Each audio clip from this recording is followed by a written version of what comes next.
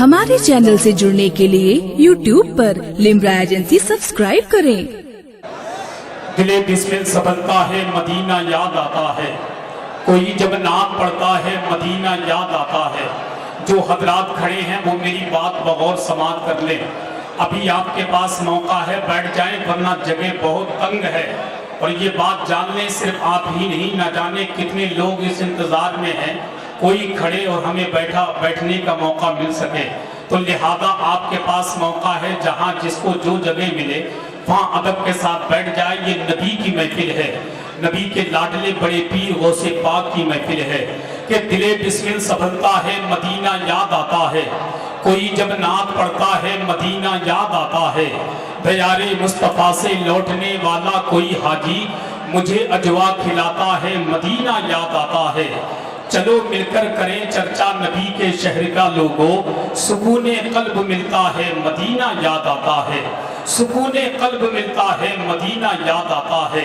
اب آئیے بہت تیزی کے ساتھ میں چند لمحات کی تقریر کے لیے اپنی جماعت کے بہترین عالم دین کو پیش کرتا ہوں، جن سے میری مراد خطیب ذیشان فصیح اللسان خطیب نوجوان حضرت علامہ مفتی نور الہدیٰ قادری صاحب قبلہ کی آمد ہو رہی ہے۔ آئیے ان کا استقبال کر لیں۔ نعرہ تکبیر، نعرہ رسالت، فیضان غوث اعظم، عظمت غوث اعظم، مسلک اعلیٰ حضرت، نعرہ تکبیر۔ الحمدللہ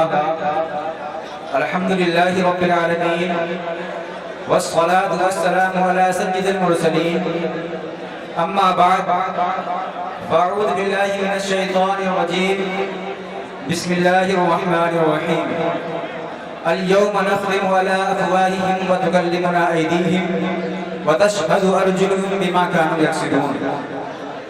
صدق اللہ المولانا العظیم وصدق رسوله النبی الامین المکین الکریم، ونحن على ذلك لمن الشاہدین والشاکرین، والحمد للہ رب العالمین۔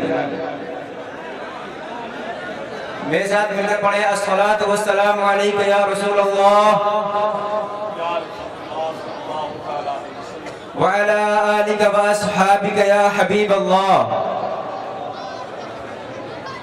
میں نے درود شریف پڑھنے کے لیے کہا ہے، کسی کی بھی آواز نظر نہیں آ رہی، کسی کی آواز سنائی نہیں دے رہی۔ دوبارہ سے پڑھیں الصلاة والسلام علیکہ یا رسول اللہ وعلى آلک واصحابک یا حبیب اللہ۔ الصلاة والسلام علیکہ یا نور اللہ وعلى آلک واصحابک یا نبی اللہ صلی اللہ تعالی علیہ وسلم۔ پیارے آقا مکی مدنی ہاشمی مطلبی صلی اللہ تعالی علیہ وسلم فرماتے ہیں کہ اللہ رب العزت نے ایک ایسا فرشتہ پیدا فرمایا ہے کہ جب وہ کھڑا ہوتا ہے تو اس کے پیر تحت الثری پر ہوتے ہیں، اور اس کا سر جو ہوتا ہے وہ عرش بری پر ہوتا ہے، اور آگے ارشاد فرماتے ہیں کہ اس کا ایک بازو مشرق کے گھیرے ہوئے ہے اور دوسرا بازو مغرب کو گھیرے ہوئے ہے۔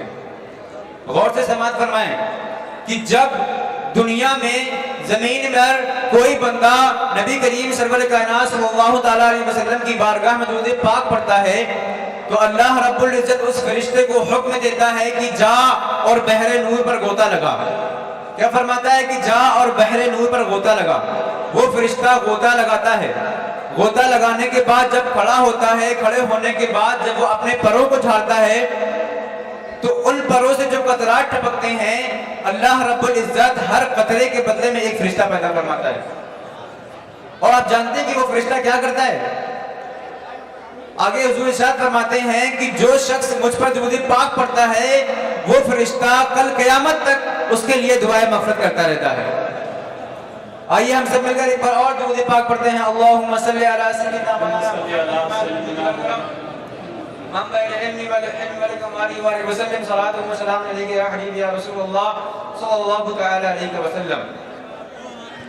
محترم سامعین کرام، اللہ رب العزت قرآن پاک میں ارشاد فرماتا ہے وَلْتَنْظُرْ نَفْسٌ مَا قَدَّمَتْ لِغَدٍ، کہ ہر نفس دیکھ لے گی کہ اس نے کل کے دن کے لیے آگے کیا بھیجا۔ ذات محترم، اس کا مطلب کیا ہے؟ اس کا مقصد کیا ہے کہ کل کے لیے اس نے کیا بھیجا.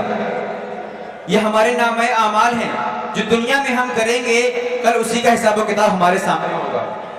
اگر ہم اللہ کی بارگاہ میں اچھائیاں لے کر حاضر ہوں گے تو ہم خوش ہوں گے، بہت خوش ہوں گے، اور اگر ہم برائیاں لے کر حاضر ہوں گے تو ہمارے لیے عذاب ہی عذاب ہے. ذات محترم، میں آپ کو ایک گناہ کے بارے میں بتا دوں کہ ایک بندہ اللہ کے خوف سے گناہ کو ترک کر دیتا ہے. بنی اسرائیل میں ایک شخص کو ایک عورت سے محبت ہو گئی. ایک عورت سے جب اس کو محبت ہو گئی تو وہ اس عورت کے پیچھے پاگل ہو گیا، یہاں تک کہ اس عورت نے جب سفر کرنے کا ارادہ کیا تو وہ ایک قافلے کے ساتھ سفر کرنے نکلی. جب وہ سفر کرنے نکلی تو یہ بندہ بھی ساتھ میں پیچھے پیچھے ہو لیا. قافلہ ایک جگہ قیام پذیر ہوا، قافلے نے قیام فرمایا. جب قافلے نے قیام فرمایا تو جب اس نے لڑکے نے یہ دیکھا کہ سارے کے سارے قافلے والے سو گئے ہیں تو وہ اس لڑکی کے پاس گیا اور جا کر اس سے کہتا ہے کہ میری فلاں فلاں خواہش ہے تو پوری کر دے، میں تجھ سے محبت کرتا ہوں تو میری فلاں فلاں خواہش پوری کر دے. وہ عورت کہتی ہے جا اور قافلے میں چکر لگا کے آ، کہیں ایسا تو نہیں کوئی جاگ رہا ہو، جا قافلے میں دیکھ کے آ، کہیں کوئی ایسا تو نہیں جو جاگ رہا ہو. وہ جاتا ہے، چکر لگاتا ہے، پتہ کرتا ہے تو معلوم ہوتا ہے کہ تمام کے تمام لوگ قافلے والے سو رہے ہیں، تمام کے تمام قافلے والے سو رہے ہیں. وہ لڑکی کہتی ہے کہ اے مرد، تو نے قافلے والوں کو دیکھا کہ قافلے والے سو رہے ہیں، لیکن تیرا خدا کے بارے میں کیا خیال ہے؟ وہ کہتی ہے اے مرد، تیرا خدا کے بارے میں کیا خیال ہے کہ اللہ قرآن میں فرماتا ہے لا تأخذہ سنۃ ولا نوم، کی وہ ایسی ذات ہے جسے نہ نیند آتی ہے نہ جیسے اونگ آتی ہے. تو ذرا یہ بتا کہ تیرا اللہ کے بارے میں کیا خیال ہے؟ وہ جب لڑکا یہ جواب سنتا ہے، جواب سننے کے بعد لرز جاتا ہے، کانپ جاتا ہے اور اللہ کی بارگاہ میں توبہ کرتا ہے اور اپنے تمام گناہوں سے توبہ کر لیتا ہے. ذرا سوچیں اللہ کا خوف اس کے دل میں کیا تھا.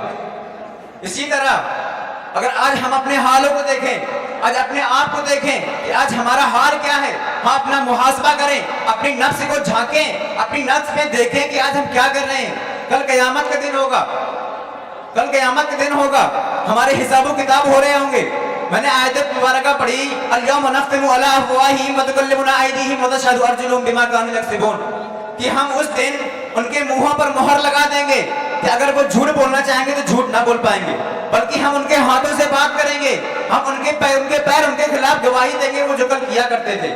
ذات محترم، اس آیت کا مطلب کیا ہے، اس آیت کا مفہوم کیا ہے کہ آج ہم دنیا میں رہ کر جھوٹ بول سکتے ہیں، دنیا میں رہ کر ہم جھوٹ بول سکتے ہیں، لیکن جب ہمارا خاتمہ ہو جائے گا، جب ہم انتقال فرما جائیں گے، جب ہم مر کر چلے جائیں گے، اس کے بعد جب ہمیں اٹھایا جائے گا، ہمارا حشر و نشر ہوگا، ہمیں میدان محشر میں بلایا جائے گا، ہم اپنے گناہوں کے سبب بڑے پریشان ہوں گے، ہمارا کوئی حامی و ناصر نہ ہوگا، ہم چاروں طرف لوگوں کو ڈھونڈ رہے ہوں گے کہ کوئی ہمارا مدد کرنے والا مل جائے، کوئی ہمارا حامی و ناصر مل جائے. اس وقت ہمارا کوئی حامی و ناصر نہ ہوگا، ہم پریشان ہوں گے، زمین تب رہی ہوگی، سورج ہمارے اثروں پر ہوگا. اس وقت ہم کہاں جائیں گے؟ ذرا سوچیں، اس وقت ہم کہاں جائیں گے؟ تصور کریں، جسٹ امیجن کہ ہمارا حساب و کتاب ہو رہا ہے محشر میں، ہمارے سامنے کسی کو بلایا جا رہا ہے کہ فلاں آ جاؤ، آؤ اپنے اعمال کا حساب و کتاب دو. وہ اپنے حساب و کتاب کے لیے چلے گا، اس کے نامہ اعمال کو کھولا جائے گا، اس کے نامہ اعمال میں کوئی نیکی نہ ہوگی، اس کے نامہ اعمال میں کوئی نیکی نہ ہوگی. وہ جھوٹ بولنا چاہے گا تو جھوٹ نہیں بول پائے گا، وہ جھوٹ بولنا چاہے گا تو اس کی زبان میں، اس کے منہ میں مہر لگا دی گئی ہے. اب اللہ رب العزت اس کے ہاتھوں سے سوال کرے گا اے ہاتھ تو بتا یہ دنیا میں کیا کیا کرتا تھا، تو اس کا ہاتھ اس کے خلاف گواہی دے گا. اس کے بعد اللہ رب العزت اس کی آنکھوں سے سوال کرے گا، اس کی آنکھیں اس کے خلاف گواہی دیں گی. اس کے ہاتھ کے بعد اس کے پیروں سے اسی پوچھا جائے گا، اس کے پیر اس کے خلاف بولیں گے، اس کا دل اس کے خلاف بولے گا، یہاں تک کہ اس کے تمام اعضاء اس کے خلاف گواہی دیں گے کہ مولا تو نے اسے ہاتھ تو دیے تھے نیکیاں کرنے کے لیے، لیکن دنیا میں یہ گناہ کیا کرتا تھا. مولا تو نے اسے پیر تو دیے تھے تاکہ نماز کی طرف جائے، تاکہ مسجد کی طرف جائے، لیکن یہ مسجد کی طرف نہ گیا، بلکہ وہ انہی پیروں سے جواؤں کے اڈے میں جاتا تھا، انہی پیروں سے شراب پینے کے لیے جاتا تھا. مولا اسی پیروں سے زنا کرنے کے لیے جاتا تھا. ہماری آنکھ ہمارے خلاف گواہی دے گی مولا اس نے تو نے مجھے آنکھیں دی تھی ایک کام کرنے کے لیے، لیکن یہ مولا اپنی آنکھوں سے زنا کیا کرتا تھا، اپنی آنکھوں سے غیر محرموں کو دیکھا کرتا تھا. سوچے اس وقت ہمارا حال کیا ہوگا، اس وقت ہم جواب کیا دیں گے؟ اپنی نفس کا محاسبہ کریں، اپنے آپ کو دیکھیں کہ ہمارا کیا ہوگا. کہیں گے اور نبی اذهبوا الی غیری، کہیں گے اور نبی اذهبوا الی غیری، میرے حضور کے لب پر انا لہا ہوگا. جاننا چاہتے ہیں کہ ہمارا قیامت کے دن کیا حاصل ہوگا, کیا منظر ہوگا, ہم کس طرح پریشان ہوں گے. عزیز بچے کو ماں جس طرح تلاش کرے, عزیز بچے کو ماں جس طرح تلاش کرے, خدا گواہ ہے یہی حال آپ کا ہوگا. جب ہم گناہوں سے گھرے ہوں گے تو ہمارا حال یہی ہوگا. محترم سامعین کرام, کل آخرت کے لیے ہم نے کیا تیاری کر رکھی ہے؟ آج ہم نماز سے دور ہیں, آج ہم اپنے تمام کے تمام نیک صالح اعمال سے دور ہیں. ہمیں نیک عمل کرنے کی فرصت ہی نہیں ملتی, ہمیں وقت ہی نہیں ملتا, ہم اللہ کی بارگاہ سے اتنا دور ہو گئے ہیں. ذرا سوچیں کہ ہمارا کل قیامت کے دن کیا ہوگا, صرف سوچیں. اور وقت کی کمی کی وجہ سے میں اپنی تقریر کو یہیں پہ ختم کرتا ہوں اور اللہ کی بارگاہ میں دعا کرتا ہوں, مولا کریم جو کچھ ہم نے بیان کیا اس میں کسی کی کوئی گستاخی, کوئی غلطی ہوئی تو معاف فرما کر اپنی بارگاہ میں قبول فرما. مولا کریم ہم سب کو سننے سے زیادہ عمل کرنے کی توفیق عطا فرما. سبحان ربک رب العزت عما یصفون وسلام علی المرسلین والحمد للہ رب العالمین.